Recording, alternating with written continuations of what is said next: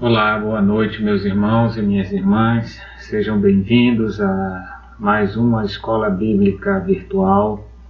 E hoje nós estaremos vendo a primeira visão do profeta Daniel, que está descrita no capítulo 7. Esta visão é Deus revelando algo mais sobre a estátua que foi demonstrada a Nabucodonosor no capítulo 2. Isso tem implicações sobre todos os reinos da terra, queridos. Quando nós falamos disso, é o próprio Deus dizendo que Ele tem o controle da história. Nada foge ao seu controle. E neste momento, Ele nos mostra, a partir daquele ponto, até o fim dos tempos deste planeta, deste mundo criado, como seria cada situação. Buscando esse entendimento, nós vamos nesta hora olhar as Escrituras já no capítulo 7 para a gente ter um primeiro momento. O vídeo de hoje é só uma introdução básica, não quero me alongar, amados, para que a gente volte a ter o nosso ritmo. Hoje é o primeiro vídeo que eu estou fazendo depois da perda da webcam. Então, olhando as Escrituras, a gente tem aqui claramente, no primeiro ano do rei Belsazar. No capítulo 6, a gente percebe que o rei Belsazar, ele inicia com um banquete, e logo depois Dário, o finalzinho, ele diz assim: Daniel, pois prosperou no reino do Dário e no reinado de Ciro, o persa.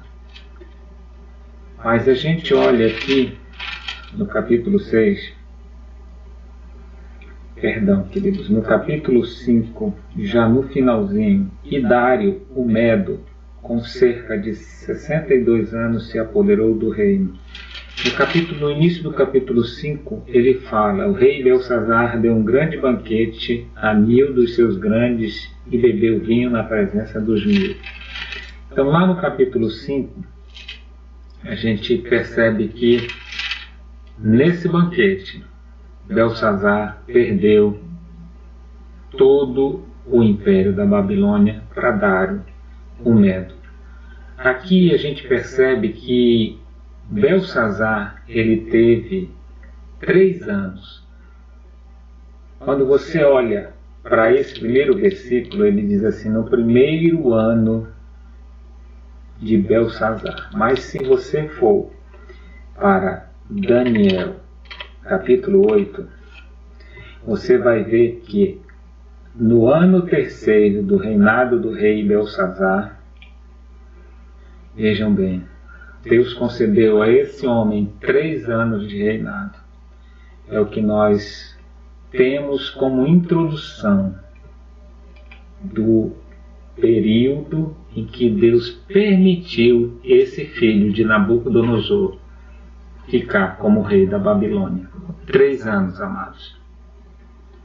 E a partir de agora, a gente entende que Deus deu a Daniel uma visão, que na verdade é um detalhamento sobre a estátua que está no capítulo 2.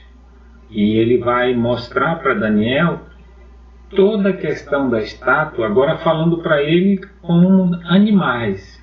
E é algo muito interessante que nós precisamos entender, amados. Quando ele começa aqui no verso 3, olha: falou Daniel e disse: eu estava olhando durante a minha visão da noite, e eis que os 4 ventos do céu agitavam o mar grande. Aí o que aconteceu? 4 animais grandes, diferentes um dos outros, subiram do mar. Deus deixa bem claro que Ele permite que os reinos da terra, eles emerjam, que eles cresçam. Assim como Deus permitiu Nabucodonosor ser aquele que domina sobre toda a terra, Deus permite alguns reinos dominarem. E esses reinos têm períodos. E ele passa agora no verso 4, descrevendo cada reino desse. Ele diz aqui, o primeiro é como leão. Observe, queridos, leão é o símbolo da majestade do reino animal, queridos. E tinha asas de águia. A águia é considerada o símbolo da majestade das aves. Então você percebe, Deus uniu duas majestades para representar a cabeça de ouro da estátua que Deus deu a visão a Nabucodonosor. E a partir daí ele começa um detalhamento. Enquanto eu olhava, foram arrancadas as asas, foi levantado da terra e posto em 2 pés. Vejam bem, se nós olharmos o capítulo 4 aqui do profeta Daniel, Nabucodonosor ele teve um período que Deus mostrou para ele quem era Deus. E ele foi tirado a sua mente humana e ele se tornou um animal. E ele foi comer grama no pasto. Essa frase aqui, foram-lhe arrancadas as asas, está dizendo que Deus submeteu ele a uma condição irracional. E nessa condição irracional, ele se tornou como um animal qualquer. Mas depois de um tempo, Deus trouxe a ele a mente, trouxe a ele a consciência, a sabedoria e devolveu-lhe o reino. Né? É o que ele diz aqui. Ó. Ele foi dado mente de homem. Continuei olhando e eis que aqui o segundo animal, semelhante a um urso, o qual se levantou sobre um dos seus lados. Na boca, entre os dentes, trazia 3 costelas, e lhe diziam, levanta-te e devora muita carne. Amados irmãos, este urso ele se levantou, e ele se levanta de uma forma interessante, né? Sobre um dos seus lados, né? Um dos seus lados ele vai se levantando, quer dizer que um dos reinos foi que se levantou primeiro, que foi o reino Medo. Depois se levantou o reino Persa. Quando você olha para isso, Deus está dizendo a questão do tronco de prata da estátua, com os braços cruzados, que simbolizavam 2 reinos. O primeiro, o Medo, e depois o Persa.